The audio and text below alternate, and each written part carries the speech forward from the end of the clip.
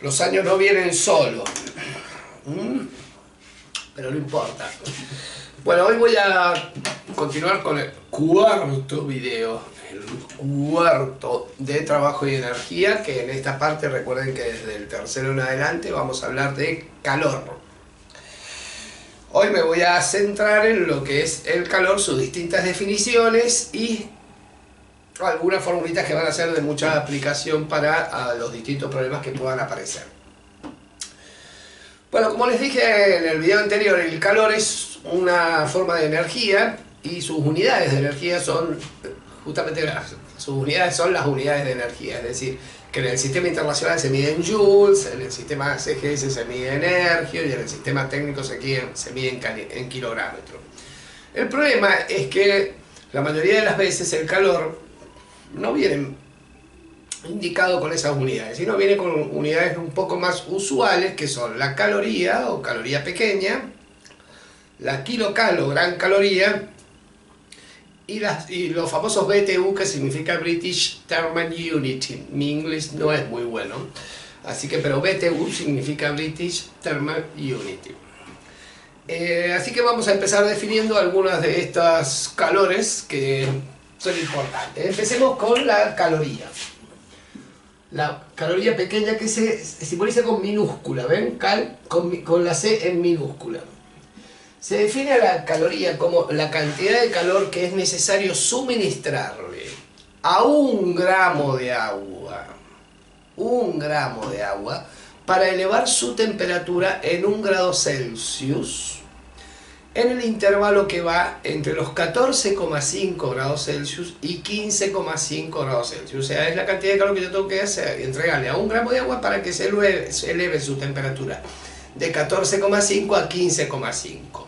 Este último dato de 14,5 a 15 no es muy relevante, pero si en una opción teórica les ponen entre 0 y 1 grado es falso. Tiene que ser entre 14,5 y 15. Generalmente decimos que es la cantidad de calor que hay que suministrarle a 1 gramo de agua para elevar su temperatura en 1 grado Celsius. Bien, la otra sería la caloría grande, o sea, la cal con mayúscula, que esto significa kilocalorías. O sea, una cal mayúscula significa 1000 calorías. Esto no se confunda muchos alimentos por una cuestión de marketing, le ponen como cal. Uno dice, ay, estoy consumiendo 96 cal nomás, y esa cal viene en mayúscula, en realidad estás consumiendo 96.000 calorías por cada porción del producto que vayas a consumir. Así que eso se denomina caloría grande o gran caloría. Y la definición sería que es la cantidad de calor necesario para elevar en 1 grado Celsius 1 kilogramo de agua. En vez de 1 gramo, 1 kilogramo de agua entre los 14,5 y 15,5. Bien, ya teniendo estas dos definiciones de calor, hay un calor muy característico que se define, que se conoce como calor específico de una sustancia. Esto lo voy a anotar. Esto tendría que haber hecho un post. Calor específico de una sustancia. Bueno, yo el calor específico de una sustancia lo simbolizo como CE. Bien, ¿qué es lo que es el calor específico de una sustancia? La C de calor y la E de específico. Es la cantidad de calor que hay que suministrarle a 1 gramo de dicha sustancia para elevar su temperatura en 1 grado Celsius. Conociendo ya la definición de caloría o de pequeña caloría, la del agua, sé que el calor específico entonces del agua termina siendo una caloría por gramo, por cada gramo y por grado Celsius que yo tenga. O bien, esto es lo mismo que decir una kilocaloría por cada kilogramo de agua y por grado Celsius.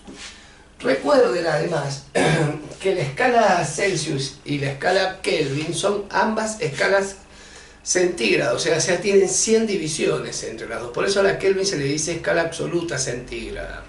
Es decir, que esto me lo pueden expresar como que el calor específico del agua es una caloría sobre gramo por grado Kelvin, o una kilocal sería igual kilogramos sobre grado Kelvin. Porque Si yo varío 20 grados en la escala Celsius, me estoy moviendo también 20 grados en la escala Kelvin, aunque no lo crean. Es cuestión de que vean el video anterior y que saquen las cuentas. Bien, el otro calor importante se denomina capacidad calórica. Capacidad calórica. La capacidad calórica es siempre de un cuerpo. Recién era el calor específico de una sustancia y esto de un cuerpo. Convengamos que un cuerpo puede estar constituido por una sola sustancia o por varias sustancias. Si nosotros consideramos el cuerpo humano, tenemos muchas sustancias en el cuerpo humano.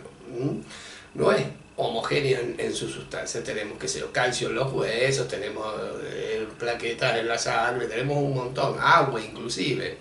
Entonces, lo que se suele definir es la capacidad calórica de un cuerpo. La capacidad calórica de un cuerpo es la cantidad de calor que hay que suministrarle a 1 gramo de dicho cuerpo para elevar su temperatura en 1 grado Celsius.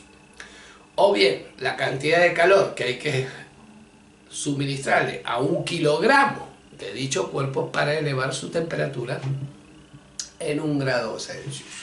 La capacidad calórica, que la voy a simbolizar como CC, capacidad calórica, se puede calcular como la masa del cuerpo por el calor específico del cuerpo en la medida de que este cuerpo tenga la misma sustancia, que sea homogéneo en la sustancia, o sea, que no varíe. Si no, para ser más formales, tendríamos que decir que la capacidad calórica sería el porcentaje que yo tengo de la masa del cuerpo por el calor específico 1. Vamos a ponerlo como sumatoria ahí. O sea, si está por varias sustancias distintas, tendría que hacer la sumatoria del porcentaje o la masa que tiene ese cuerpo de dicha sustancia por su calor específico, la masa de la otra sustancia por el calor específico, la masa de la otra sustancia, y así sucesivamente. Pero vamos a considerar que son cuerpos homogéneos, o sea, la fórmula que nos interesa es esa.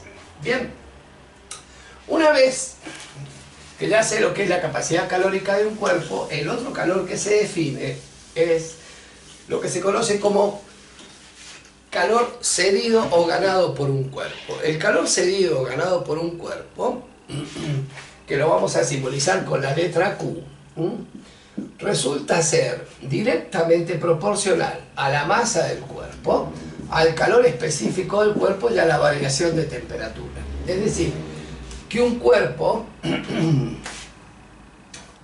la cantidad de calor que el cuerpo puede absorber o puede ceder al medio ambiente depende de su masa, de su calor específico y su delta T, o sea, de la variación de temperatura.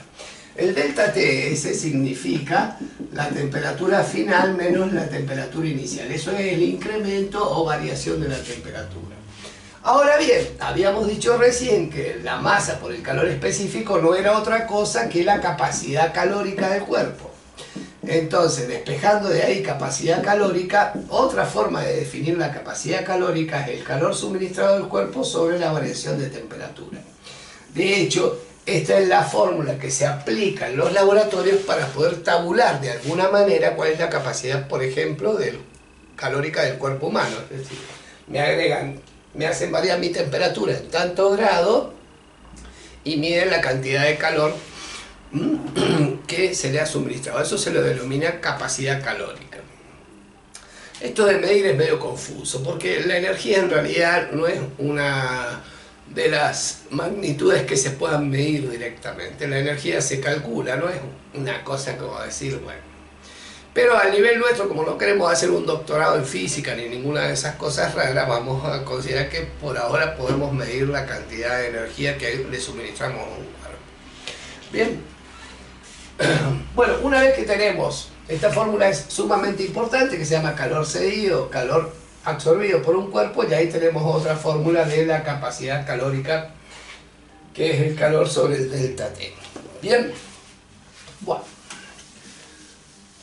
Hay dos tipos de problemas que se dan en calorimetría. Uno es la cantidad de calor que yo le puedo suministrar a un cuerpo para que pase de una temperatura determinada a otra temperatura, y el otro son los problemas involucrados con calores de mezcla o temperaturas finales de mezcla. Para eso hay que definir antes unos calores que se llaman calores latentes o de cambios de estado. Un calor latente, a ver si me ven, latente o de cambio de estado.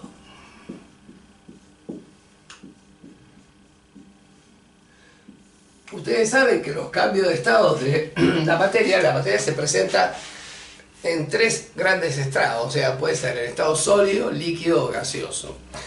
Aunque sabemos que hoy día aparece un cuarto estado que es el estado del plasma, que por ahora no lo estudiamos. Bueno, entonces un cambio de estado sería el pasaje del estado sólido al estado líquido, a eso se le llama fusión, del líquido al gaseoso, a eso se le llama vaporización o evaporización, y al revés, del estado gaseoso al estado líquido se le llama condensación, y del líquido al sólido se le llama congelación o solidificación. Bien, el primer calor que vamos a definir se llama calor de fusión. El calor de fusión, que lo voy a simbolizar como HF, aunque algunos autores también lo simbolizan como LF, por ejemplo en el ingreso a la Facultad de Medicina de la de Cuyo lo toman como L, pero en los libros aparece la letra H en la palabra inglesa hot, que significa calor. El calor de fusión es el calor, entonces, el calor que hay que suministrarle, todo esto lo pueden leer ahí en la descripción del video, es la cantidad de calor que hay que suministrarle a 1 gramo de una sustancia sólida para transformarla en líquido a temperatura constante. ¿Por qué dije a temperatura constante? Porque se sabe que durante un cambio de estado la temperatura del sistema no varía, es decir, mientras el hielo se está fundiendo en el vasito de agua, la temperatura de todo ese sistema no varía. Todo el calor que pueda absorber el hielo para fundirse, lo está tomando del agua, no del medio ambiente. Entonces la temperatura del sistema no varía. Entonces se entiende como calor de fusión al calor que hay que suministrarle a 1 gramo de una sustancia sólida para transformarla en líquido. En el caso del agua, para el agua líquida, su calor de fusión, la vamos a poner así, LF del agua o HF del agua, es de aproximadamente 80 calorías por cada gramo. En realidad es 79,6. Bueno, eso según la bibliografía les van a decir cuál es el valor exacto que tienen que tomar. Aproximadamente se lo considera que 80 calorías por cada gramo de hielo para poderlo fundir. Es decir, que si yo tengo 20 gramos de hielo, y bueno, si 80 calorías es 1 gramo, 20 gramos van a ser 20 por 80, 1600 calorías necesitaría yo para fundirlo. El otro calor se llama calor de vaporización. Vaporización. Bien, el calor de vaporización, que lo voy a simbolizar como HB o LB, es el calor que yo debería suministrarle a 1 gramo de una sustancia líquida para transformarla en vapor o gas a temperatura constante. En el caso del agua, insisto, en el caso del agua, el calor de vaporización del agua es aproximadamente 540 calorías por cada gramo de agua, o bien 540 kilocalorías por kilogramos, por lo que ya vimos recién. Bien, no sé si alguna vez le ha pasado, pero cuando uno se quema con vapor, generalmente de las pavas eléctricas, de las teteras eléctricas en criollo, el vapor que sale de la puntita ese y me toca la piel, es como que me quema mucho, porque eso para condensarse ese vapor necesita 540 kilocalorías, o sea, me está quemando bastante con respecto al agua hirviendo. O sea, quema más el vapor a 100 grados Celsius que el agua a 100 grados Celsius. Bien, los procesos inversos serían que el proceso inverso de la fusión sería el de solidificación, o sea que el calor de solidificación, que lo podemos simbolizar como HS o LS, es el calor ahora que hay que quitarle a 1 gramo de líquido para transformarlo en sólido.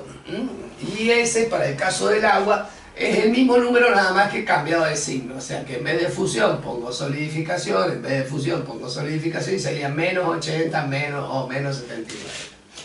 Y por último, el calor de condensación en vez de vaporización, que es el proceso inverso de condensación, es el calor que yo necesito, o que necesita entregarme el vapor para convertirse en líquido. Y lo voy a simbolizar como HS o LS y vale menos 540 calorías por cada gramo. Recuerden que estos son aproximadamente, en la bibliografía o en el curso que estén haciendo les van a dar el valor exacto de la cuestión. Bien, ya sabiendo todos estos calores, que son muchos, yo sé que son muchos, retrocedan el video y los vuelven a leer o los buscan en internet o los buscan en un libro de texto, que es lo mejor que pueden hacer. Vamos a ver en nuestro primer problema de calorimetría. Nuestro primer problema de calorimetría es saber cuánto calor le tengo que suministrar a una sustancia para pasarla de tantos grados a tantos grados. Bien, yo voy a hacer un diagramita acá de temperatura en función de la caloría. Les reconviene siempre, les reconviene, porque hoy estoy bastante cheto en mi forma de hablar. Hacer un diagramita de cantidad de calor suministrado en el eje de las abscisas y temperatura en grados Celsius o Kelvin que yo vaya a considerar. Vamos a considerar unos puntos acá. Vamos a considerar, por ejemplo, que fuese agua un punto A. Voy a hacer un dibujito ahí. Un punto B, un punto C, un punto D, un punto E y un punto F. D, E y F siguiendo el orden alfabético. Supongamos que este cuadro lo voy a hacer para el agua, pero puede ser para cualquier otra sustancia, o sea, va a cambiar algunos datos nomás. El agua yo sé que hierve allí a 100 grados Celsius, esto es la temperatura en grados Celsius, bien, y congela a 0 grados Celsius. Entonces, ¿qué significa el punto A? En el punto A yo lo que tengo es un sólido, digamos, agua, en este caso sólido, a una temperatura inferior al punto de fusión. El punto de fusión es donde el hielo se empieza a convertir en agua. O sea, acá tendría, por ejemplo, agua a menos 10 grados Celsius. ¿Bien? Una vez que yo le empiece a dar calor a eso, el hielo empieza a calentarse, hasta que llega al punto B. En el punto B, yo lo que tengo es sólido, o sea, sigo teniendo hielo, a una temperatura igual al punto de fusión. Es decir, que lo que tengo acá en el punto B es hielo, ahí tengo hielo, a 0 grados Celsius. Si le sigo dando calor, el hielo se empieza a derretir, hasta que llego al punto C. O sea que en el punto C lo que tengo es agua líquida, toda el agua líquida que proviene del hielo, a una temperatura igual al punto de fusión. Bien, una vez que tengo el agua a 0 grados Celsius, le sigo dando calor y empieza a aumentar su temperatura, aumentar hasta llegar al punto D. ¿Qué es lo que tengo en el punto D? ¿Ya? En el punto D lo que tengo es agua, agua líquida por supuesto, a una temperatura igual al punto de ebullición. O sea, es cuando empieza a hervir el agua. Esto lo voy a simbolizar como P, punto de ebullición. Esto era punto de fusión.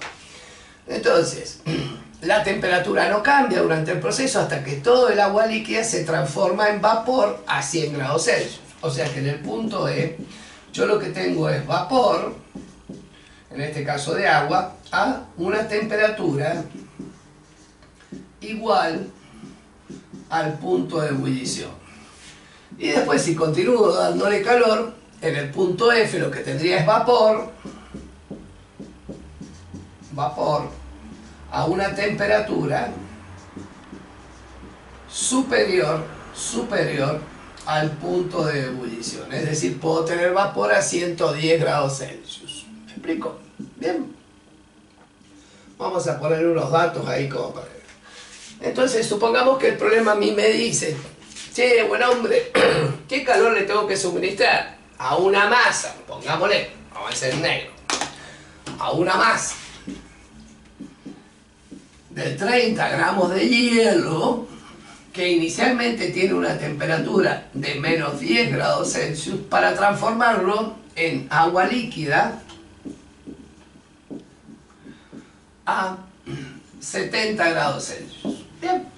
Entonces, mi proceso sería que yo tengo el hielo a menos 10, lo voy a hacer en rojo ahí, en el negro, compañero, lo tengo a menos 10. Primero lo que tengo que hacer es llegar hasta el punto B, después fundir el hielo y después calentar el hielo, calentar el agua hasta que llegue a 30 grados centígrados. Es decir, que en este gráfico tendría, para ese problema tendría 3 calores involucrados. Este calor 1, que se le voy a llamar, este calor que es el calor de fusión y este calor que es el calor 2. A los calores que dependen de la temperatura se les suele decir calor sensible, o sea, tanto Q1 como Q2 son calores sensibles. Es decir, que el calor total que yo necesito sería el calor 1, que depende de la temperatura, segundo el calor de fusión y por último el calor sensible 2. Es decir, que el calor total me quedaría la masa que yo tengo por el calor específico, por la variación de temperatura, más el calor de fusión del agua por la masa, más el calor 2, que sería la misma masa por el C2 por el delta T2. Para resolver esto, que no lo voy a hacer, pero basta que reemplacen datos, si quieren los hacemos, no hay ningún problema. Lo que hay que tener presente son los delta T. Acá tendría mi primer delta T1 y acá tendría mi segundo delta T1. Entonces, voy a borrar esto en rojo para poder resolver el problema y vamos a darle una idea.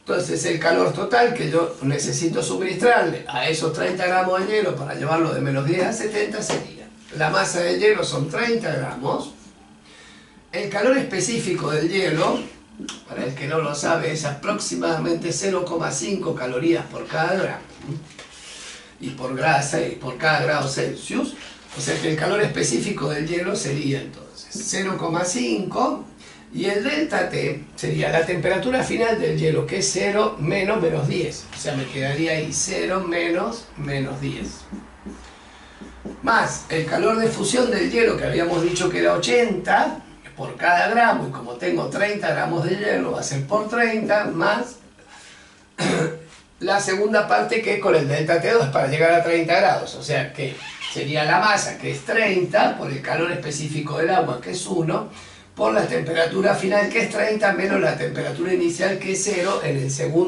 el tercer periodo sería de 0 a 30, ¿ven?